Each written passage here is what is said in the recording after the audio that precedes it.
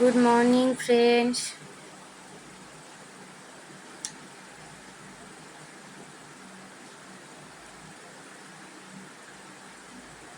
দেখো সকাল সকাল চা বানিয়ে নিয়েছি, এবার চা খাবো, নেক্সট স্নান করে ছাদে যাব। ফ্রেন্ডস, এখন বেশ কিছু কাজ সেরে নেব, তারপরে রান্নাঘরে যাব।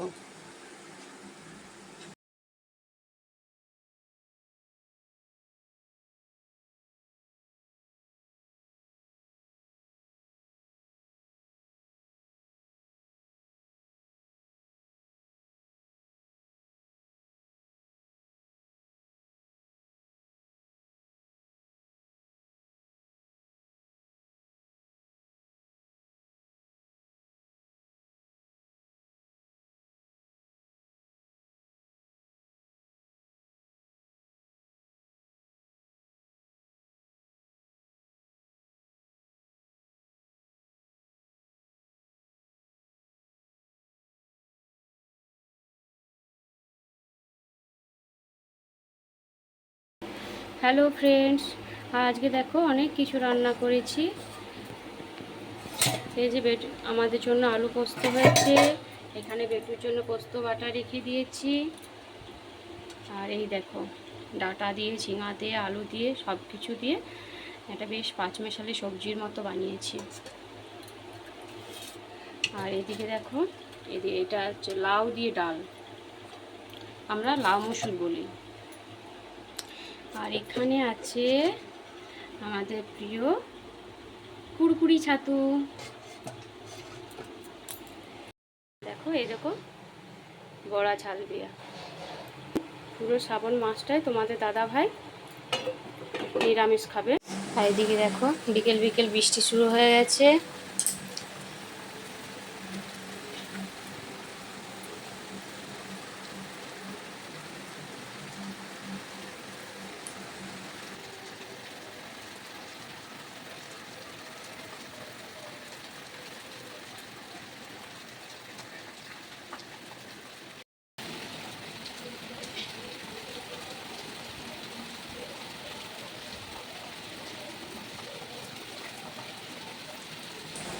আর ফ্রেন্ডস, আজকে রাত্রেবেলায় দেখো এত বৃষ্টি হচ্ছে বলে বেশ ঝাল ঝাল কিছু হলে খুব ভালো হয়, সেই জন্য ভেবেছি আজকে একটু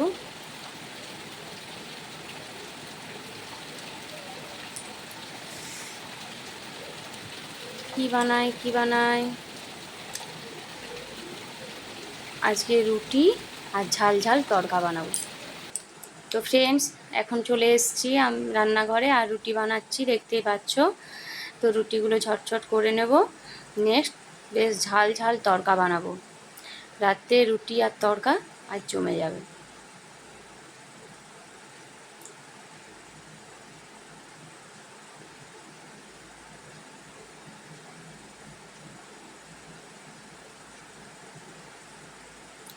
আর এদিকে দেখো আমি তড়কার কড়াইটা সেদ্ধ করে নিয়েছি, প্রেসার কুকারে সেদ্ধ করে নিয়েছি তড়কার কড়াইটা।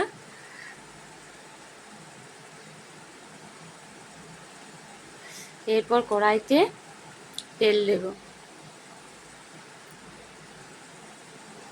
তারপর অল্প একটুখানি জাস্ট ফোড়ন দিলাম।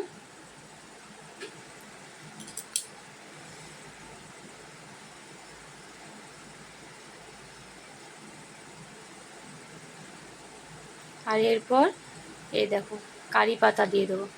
কারি পাতা দিলে স্মেলটাও খুব ভালো হয় আর একটা আলাদা টেস্টও হয়। তো আমি কারি পাতাটা দিয়ে দিলাম। এবার আদা বাটার মধ্যে একে একে সব মশলা নিয়ে নেব। এই দেখো আমার আদা বাটাটা রাখা আছে, এখানে হলুদ নিলাম, জিরে গুঁড়ো নিলাম, লঙ্কা গুঁড়োটা অল্পই একটু দেব, কারণ আমি কাঁচা লঙ্কাও দেব। এবার এর মধ্যে একটু জল দিয়ে দিচ্ছি আর ভালো করে মশলাগুলো একসাথে গুলে নিচ্ছে। দেখো মশলাটা আমার করা হয়ে গেছে। এবার তেলের মধ্যে মশলাটা দেবো আর বেশ কিছুক্ষণ ধরে মশলাটা একটুখানি কষিয়ে নেব।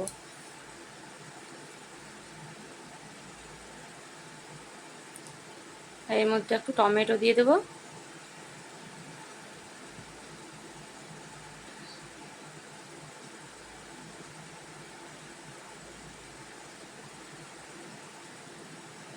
আর বেশ কয়েকটা কাঁচা লঙ্কাও আমি দিয়ে দিয়েছি কড়াইয়ে। এবার বেশ ভালো করে মশলাটাকে কষিয়ে নেব। আর দেখো আমি কড়াইয়ের মধ্যে একটু পরিমাণে নুন দিয়েছিলাম, সেই জন্য আবার পরিমাণ মতো নুন দেবো, যাতে নুন বেশি না হয়ে যায়।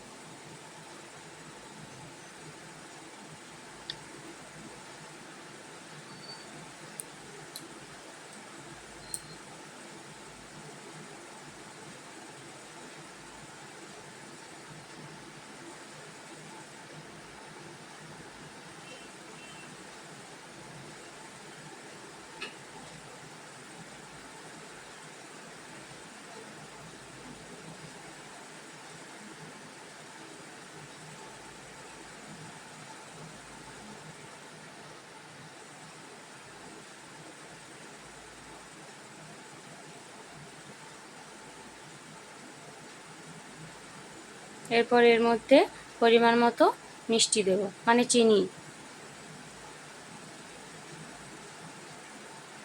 আমরা রাত্রের সবজিতে ঝাল মিষ্টি দুটোই খাই, সেই জন্য মিষ্টি দিলাম। তোমরা না চাইলে নাও দিতে পারো।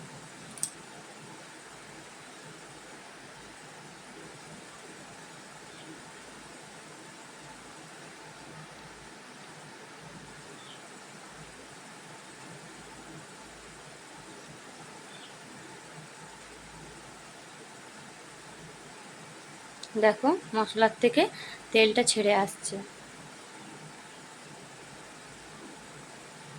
তখনই বুঝতে হবে যে মশলাটা কষানো হয়ে গেছে।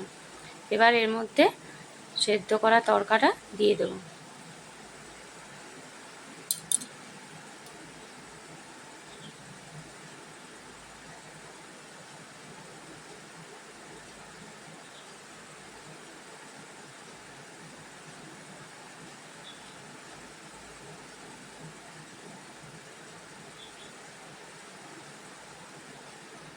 এবার এর সাথে একটু জলও দিয়ে দেবো, কারণ কিছুক্ষণ তো এটা ফুটবে।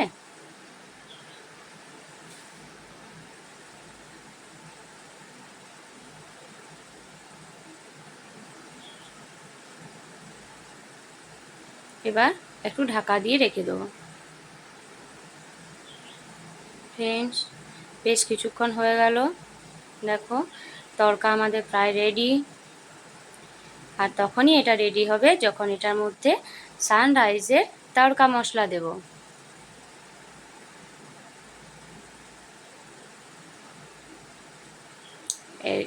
সানরাইজের যে কোনো মশলায় স্বাদে ও গুণে অনবদ্য হয়, আর আমি তো সানরাইজেরই মশলা ইউজ করি। দেখো তড়কা মশলাটা দিয়ে দিয়েছি, এবার আরও ভালো করে কিছুক্ষণ নাড়িয়ে নেব।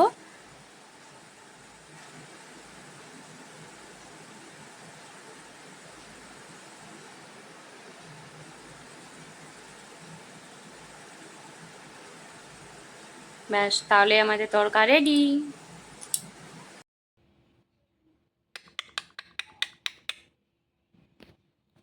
গোপু, গোপু, দেখো আমায় কামড়াবে না, সেই জন্য এত কাছে আঙুলে নিয়ে যাচ্ছি, তবুও ও অন্যদিকে চলে যাচ্ছে। আর আমাদের গোপুর কত বয়স হলো বলো তো? 11 বৎসর। আগে আমাদের 4টে গপু ছিল, বাট এখন একজন আর রয়েছে। নাও গপু।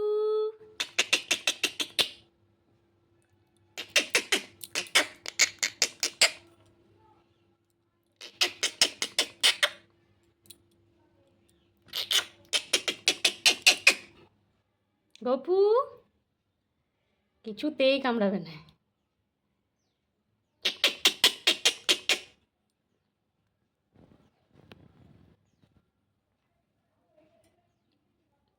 এই খাঁচাটার মধ্যে ওকে থাকতেই কুলোয় না। এই দেখো লেজটা ওইদিকে পুরো ঘুরে গেছে। গপু,